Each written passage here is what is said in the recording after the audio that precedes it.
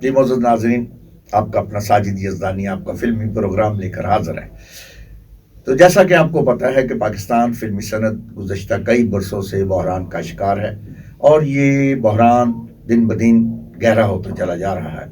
फिल्मी सनत के अकाबरीन इस बहरान को दूर करने के लिए अपने तौर पर कुछ न कुछ कोशिशें करते रहते हैं, मगर ये बहरान है कि टलने का नाम नहीं ले रहा। इसकी वजह गालबन यही है कि फिल्म साजी की रफ्तार इंतहाई सुस्त रवि का शिकार है।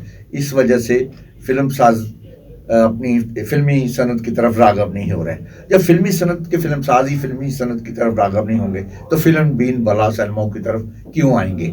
इस सिलसिले में सोच विचार की ज़रूरत है और ये बहुत से ऐसे भी फिल्म साज हमारे यहाँ मौजूद हैं जो फिल्मी सनत के बहरान को दूर करने के लिए मुसलसल कोशिशों में मसरूफ़ हैं, जिनमें एक फिल्म साज जिसका नाम सफदर मलिक है, वो मुसलसल कई बरसों से इन कोशिशों में मसरूफ़ है। इस सिलसिले में उन्होंने 2-3 फिल्में प्रोड्यूस भी की थी, बड़े सरमाए से, बड़ी सरमायाकारी से और बड़े लेवल की फिल्में थीं, लेकिन इसके बावजूद फिल्मी सनत का बहरान दूर नहीं हो सकता। मगर वो भी हिम्मत नहीं हारे, वो अभी तक इस जद्दोजहद में मसरूफ़ हैं कि पाकिस्तानी फिल्म किसी न किसी तरह अपने पाँव पर खड़ा हो जाए। तो इस सिलसिले में वो अपनी कोशिशें जारी रखे हुए हैं। अब फिर उन्होंने एक उर्दू फिल्म शुरू की है, बैनुल-अक़वामी मेयार की उर्दू फिल्म, ताकि वो सिनेमाओं में आए और लोगों को अपनी तरफ राग़ब कर सके। फिल्म का नाम है वेलकम टू पंजाब। जैसा कि आपको नाम से ही पता चल रहा होगा, बिल्कुल नया नाम है।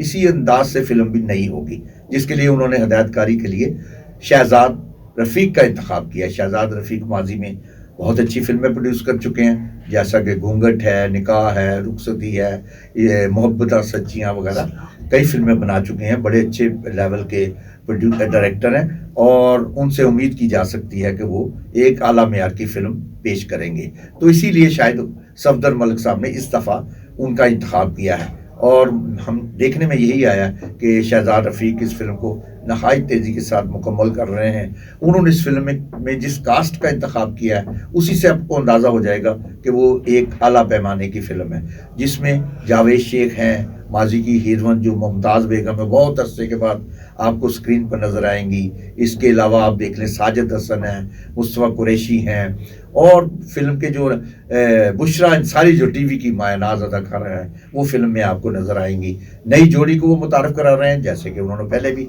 मोहब्बतें सच्चियाँ में नई जोड़ी मुतारफ़ करवाई थी। शहजाद रफ़ीक इस दफ़ा भी इस फिल्म में एक नई जोड़ी को ला रहे हैं। जिस तरह माजी में आपने देखा कि बुलंदी में हीरो हीरोइन नहीं थी, तो बाकी कास्ट जो पिलर उनके बड़े मजबूत थे।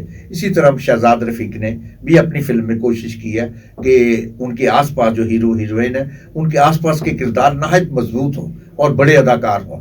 और इस सिलसिले में वो कहाँ तक कामयाब रहे हैं, ये तो आप फिल्म देखने के बाद ही आप इसका फैसला करेंगे। चूँकि ईद रमज़ान शरीफ सर पर आ रहा है और ईद पर फिल्मों का सख्त मुकाबला होगा और सफदर मलिक साहब इस सिलसिले में तैयारी मुकम्मल कर रहे हैं। उनकी कोशिश है कि इस फिल्म को जो अच्छे सिनेमाघर हैं, जो मल्टीप्लेक्सेस हैं, उनमें रिलीज़ किया जाए ताकि ये फिल्म गैर मुल्की फिल्मों का भी मुकाबला कर सके। और उनकी कोशिश है कि ये फिल्म बाहर भी कनाडा, लंदन, जनूबी अफ्रीका वगैरह, दुबई में भी रिलीज़ हो। इसीलिए वो उसको आला पैमाने की फ़िल्म बना रहे हैं। इस फिल्म के लिए एक अच्छी टीम का इंतखाब किया गया है, जिसकी मौसीकी जुल्फ़कार अली ने मुरत्तब की है। मरहूम की ये समझ लें कि ज़िंदगी की आखिरी मुकम्मल फ़िल्म होगी जिसका म्यूज़िक वो मुरत्तब करके गए हैं।